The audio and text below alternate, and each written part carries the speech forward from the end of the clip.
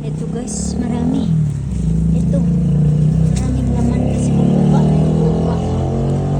Ito, mas marami siyang laman. Ayan. Diba? Yan.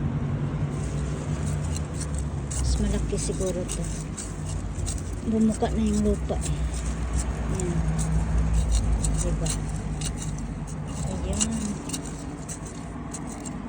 Ayan. Mas malaki na ito. Ang laki ng buka ng lupa eh. Kukuhanin natin. Ayan, malaki na. Malaki na guys. Ayan, ang laki. Ang laki ng laman.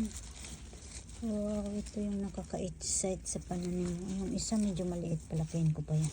Ito lang isa kuhanin ko. Kasi marami na tayong kuha dito. Ayan.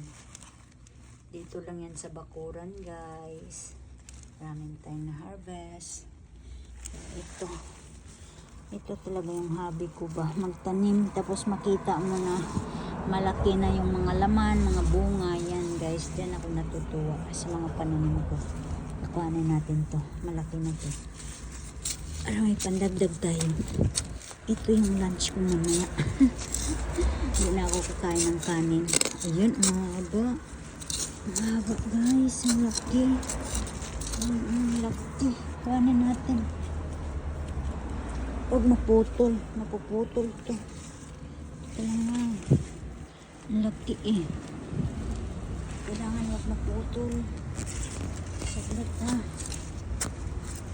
Tutok lang kayo dyan kasi tignan natin kung gaano palaki ang haba nito.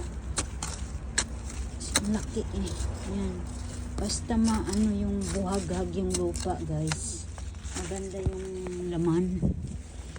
Yan ang kagandahan sa kamote. Kailangan mabuhagag yung lupa para malaki ang laman. Hirap kuhanin. Putulin natin ang video guys. Kasi mahirap siya kuhanin. Pero dyan lang kayo para makita niyo kung gaano kalaki yung laman niya. Diba? Ang laki niya. Hindi maganda yung ano nito, mapuputol kasi ito. Dami na nag-request nito pero ako munang kakain bago yung mga suki natin. Ako muna. Matikman muna ang ano, pinagpaguran.